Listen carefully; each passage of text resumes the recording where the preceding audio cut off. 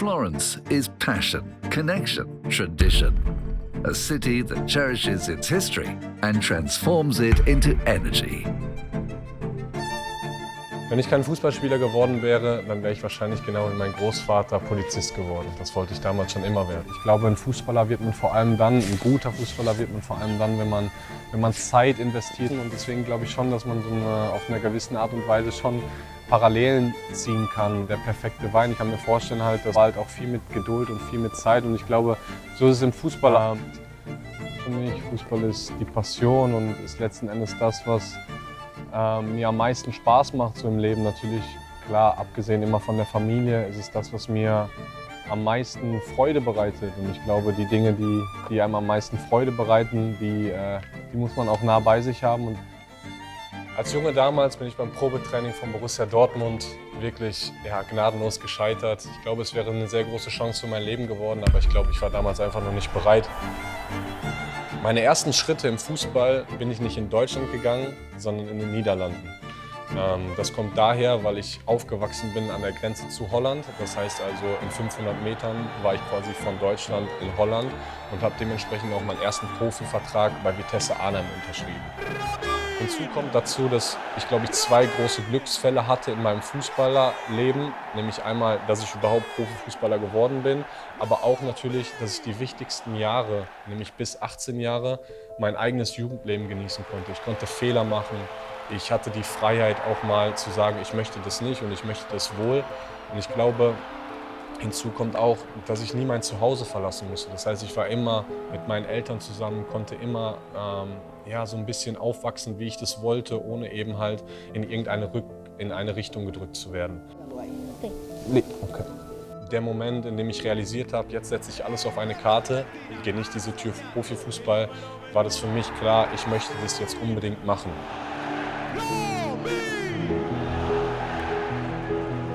Als ich damals in den Niederlanden war, habe ich auf einmal einen ganz strangen Anruf bekommen von Gasperini und danach von Sartori, der mir ganz klar erzählte, ja Robin, ich möchte dich unbedingt haben, es wäre cool, wenn du hier nach Italien kommst, aber er hat darauf Italienisch geredet. Und ich habe zu dem Zeitpunkt kein Italienisch gesprochen, das heißt, ich hatte einen Sportdirektor aus Italien an der Leitung, wusste aber überhaupt gar nicht, was er von mir wollte. Und das bedeutet also, ich habe den Anrufer dann erstmal weggedrückt und habe sozusagen die Chance weggedrückt, nach Italien zu kommen. Meine Anfangszeit in Italien war geprägt von Ups and Downs, vor allem aufgrund der Sprachbarriere, die ich auch hatte. Er hat natürlich immer versucht, auf Italienisch mir die Sachen zu erklären, aber ich konnte halt kein Italienisch.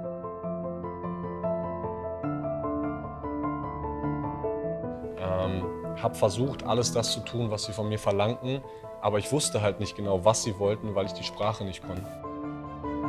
Robin Gosens knows this well. To him, the team is family. He plays with generosity, always ready to give his all for the good of the group.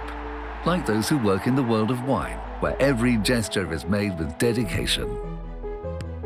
Trotzdem bin ich sehr dankbar und stolz darauf, dass ich nicht abgebrochen habe, sondern durchgehalten habe. Denn im 2. Jahr bei Atalanta wurde ich dann endlich Stammspieler. Ich konnte dann auch die Sprache. Und ab da muss man dann wirklich sagen, begann ein wunderschönes Abenteuer, ja, das mich letzten Endes auch hier auf diesen Stuhl gebracht hat, muss man ja sagen.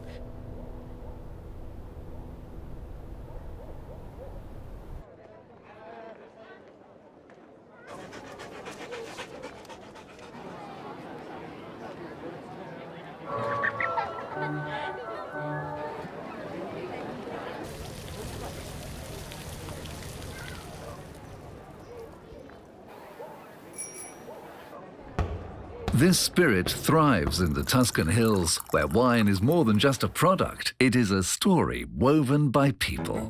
La filiera delle aziende agricole consiste in una visione che non si ferma alla cantina e al mondo dell'azienda, ma è proiettato sul mercato e di fatto è portare le persone anche nelle aziende agricole. La Toscana è stata probabilmente una delle prime regioni che si è molto impegnata nel movimento del turismo del vino, si è cercato di avvicinare il nostro consumatore al luogo di produzione. Und ich glaube, Kultur ist auch das richtige Stichwort für Florenz. Letzten Endes eine unglaubliche Stadt, wie so ein Freilichtmuseum. Man kann sozusagen die Renaissance und die italienische Sprache hier als geboren sehen. Es fühlt sich so an, als wenn jeder Ort dir erzählen würde, wie außergewöhnlich letzten Endes Italien ist. Ja, wir sind hier, glaube ich, also auch für mich zum ersten Mal in diesem, ja, muss ich echt sagen, sehr magischen Ort, den der Herr Frederik Stibbert damals gegründet hat und errichtet hat. Ich glaube, er war ein unglaublich passionierter Sammler und ihm hat die Kunst, glaube ich, schon immer sehr, sehr, sehr gefallen, so wie man an diesem Ort absolut erkennen kann. Es gibt so Orte auf der Welt, wenn man da reinkommt, dann ist man, glaube ich, relativ schnell gefesselt von dem, was man sieht. Und ich glaube, das ist so ein Ort. Ah sì? Davvero? Sì, questa è quasi tutta di provenienza della Germania meridionale. Che roba, mamma mia. Ja, das ist wieder so ein anderer, unglaublicher Raum, den man gar nicht so richtig in Worte fassen kann. Ich laufe hier selber gerade auch zum ersten Mal durch und ich glaube, das ist auch das, was viele immer so ein bisschen vergessen und was ich so wertschätze auch an meinem Leben und daran, dass ich jetzt hier in Florenz wohnen darf, nämlich dass ich die Möglichkeit habe, diese Art von Kultur, diese Art von Menschen, diese Art von Leben letzten Endes kennenzulernen. Und ich glaube, ich finde diesen Raum hier auch so besonders spannend, weil ich auf eine Art und Weise natürlich auf einer ganz anderen Ebene, aber irgendwie so diese Parallele sehe zum Fußball auch, weil ich mich natürlich auch irgendwie so auf dem Platz über diese Power und diese Kraft äußere und das auch so ein bisschen, ich will nicht sagen, dass ich ein Krieger auf dem Platz bin, aber irgendwie sehe ich das schon so als eine Parallele, die man ziehen kann und wir als Mannschaft auch. Wir ziehen ja zusammen, wir sind keine Einzelsportler, sondern wir sind halt in einem Mannschaftssport und deswegen muss man als Team funktionieren und das haben die Ritter und die Krieger ja damals auch gemacht und deswegen finde ich, glaube ich, diesen Raum so spektakulär, weil er auch das nochmal so repräsentiert, was wir letzten Endes auch irgendwie auf dem Platz repräsentieren, nämlich eine Einheit sein, zusammen auch mal durch Widerstände gehen, durchs Feuer zu gehen. Und ich glaube, das haben die Menschen damals halt eben auch gemacht. Sie waren füreinander da, haben füreinander eingestanden. Florenz ist sicherlich eine der Welthauptstädte für Kunst und Architektur. Viele Touristen aus der ganzen Welt, die jedes Jahr hierher kommen, um die Monumente und die Museen zu sehen. Natürlich gibt es hier auch die fiorentinische Küche, die unfassbar lecker ist, die vor allem, glaube ich, durch 4 grundlegende Elemente gekennzeichnet ist. Erstmal ist natürlich hier alles gut, aber vor allem das toskanische Brot ohne Salz, das Olivenöl, das Bistecca, also das tolle Fleisch und auch der wirklich hervorragende Chianti-Wein. Made in Italy ha un sapore profondo, si pensa subito alle bellezze, alla qualità della vita, alla qualità del cibo. Ogni vino parla di persone, ma parla di valli, parla di questi luoghi, di cose una diversa dall'altra. Il saper scegliere, il saper pretendere, meglio così dove vorremmo essere.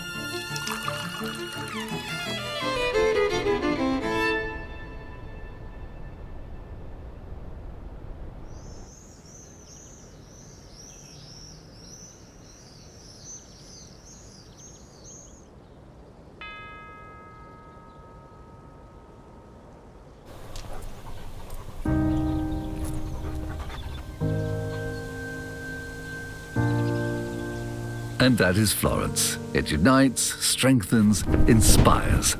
On the field as in life, in every drop of sweat and every sip of wine.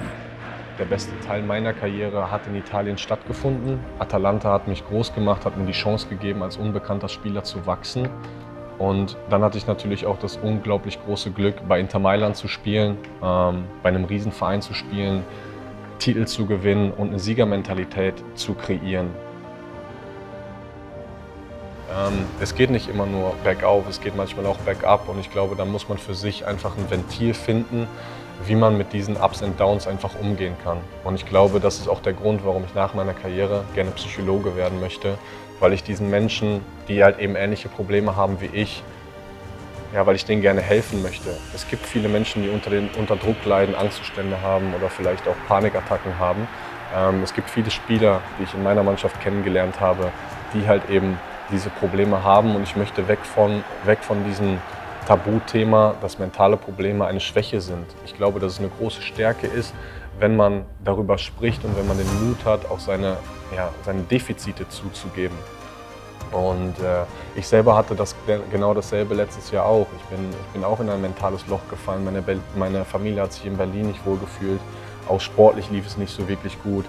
Zu der Zeit habe ich unglaublich viel mit meiner Psychologin gearbeitet in Deutschland, weil wir erkennen müssen, das ist meine Message, dass wir halt eben nicht nur Spieler sind, die funktionieren müssen, sondern am Ende des Tages sind wir halt Menschen mit Emotionen und auch mit Problemen.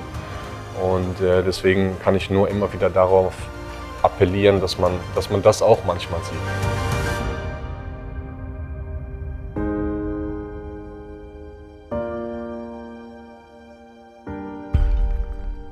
Hallöchen zusammen, ich bin Gosens und ich lebe in Florenz.